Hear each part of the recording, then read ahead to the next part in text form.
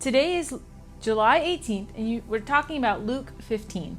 And today I'm going to talk about something interesting that I noticed, what I learned about people, what I learned about Jesus, and what's the next step I can take. When I'm done with those 4 things, I'm going to go ahead and read the chapter.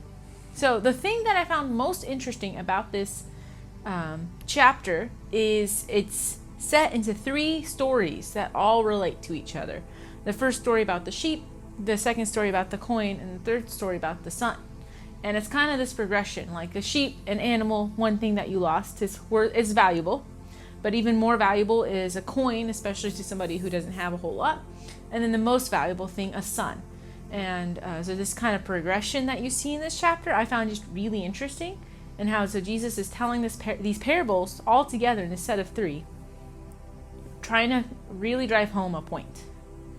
And that point is that there is rejoicing when people find heaven, and that anyone who is lost, Jesus and God are looking for, searching for, and will rejoice. Heaven will rejoice when that sinner, when that person is repented of their sins and comes to Jesus. And that's part about what I learned about Jesus, is that they want you to come find God. He wants you there. You know, it says that Jesus welcomes sinners and eats with them. And that's kind of the whole, what launches these stories. And it's that Jesus wants those of us who make mistakes, because nobody is perfect, to come sit around him and to spend time with him. And it says that multiple times there's rejoicing in heaven for one sinner who repents. They celebrate that.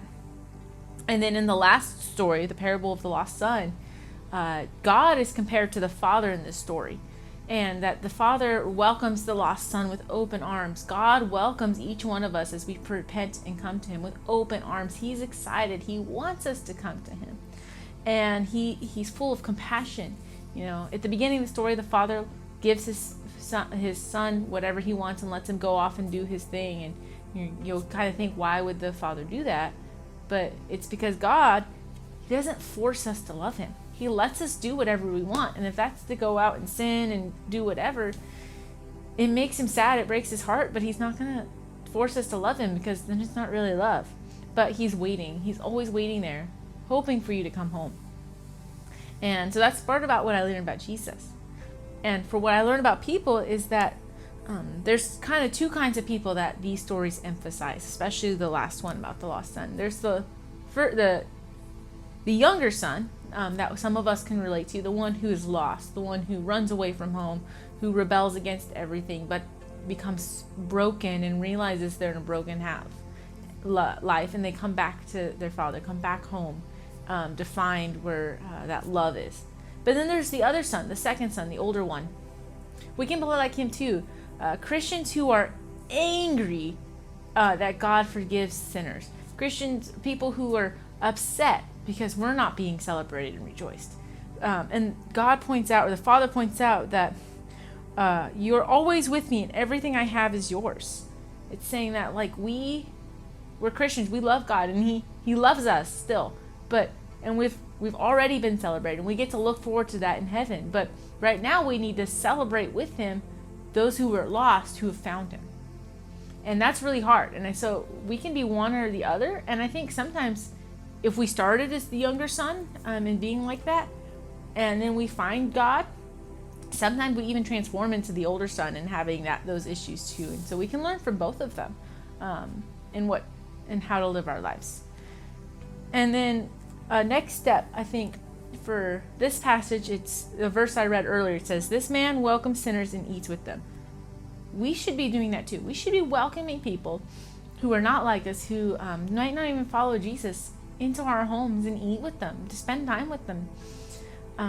Because that's how we get to know people, is to spend time with them. And when we're welcoming and we're open and loving, people want to spend time with us too. And when we do that, they get curious as to why we're opening our homes, why we want to spend time with them. And that gives us opportunities to share Jesus with them. And so I think that's a great next step, is to welcome those people who aren't like you, who are not Christians, and say, hey, come hang out with me. And so that That would be a great next step. And so now I'm going to read Luke chapter 15. Now the tax collectors and sinners were all gathering around to hear Jesus. But the Pharisees and the teachers of the law muttered, "This man welcomes sinners and eats with them." Then Jesus told them this parable. "Suppose one of you has 100 sheep and loses one of them. Doesn't he leave the 99 in the open country and go after the lost sheep until he finds it? And when he finds it, he joyfully puts it on his shoulders and goes home. Then he calls his friends and neighbors together and says, 'Rejoice with me! I have found my lost sheep.' I tell you that in the same way there will be more rejoicing in heaven over one sinner who repents than over 99 righteous persons who do not need to repent. Or suppose a woman has 10 silver coins and loses one. Doesn't she light a lamp, sweep the house, and search carefully until she finds it? And when she finds it, she calls her friends and neighbors together and says, 'Rejoice with me! I have found my lost coin.' In the same way, I tell you, there is rejoicing in the presence of the angels of God over one sinner who repents." Jesus continued, "There was a man who had 2 sons. The younger son said to his father, 'Father, give me my share of the estate.' So he divided his property between them. Not long after that, the younger son got together all he had, set off for a distant country, and there squandered his wealth in the wild living.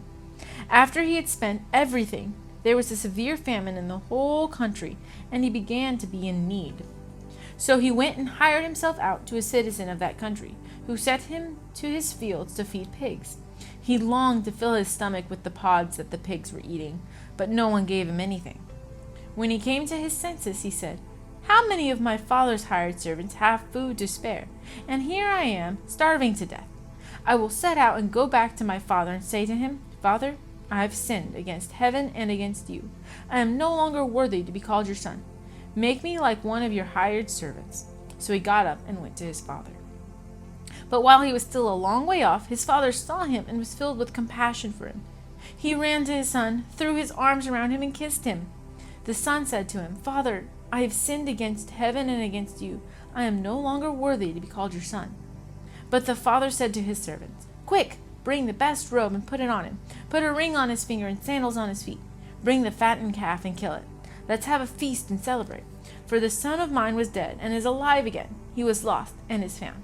So they began to celebrate. Meanwhile, the older son was in the field. When he came near the house, he heard music and dancing. So he called one of the servants and asked him what was going on. 'Your brother has come,' he replied, 'and your father has killed the fattened calf because he has him back safe and sound.' The older brother became angry and refused to go in. So his father went out and pleaded with him.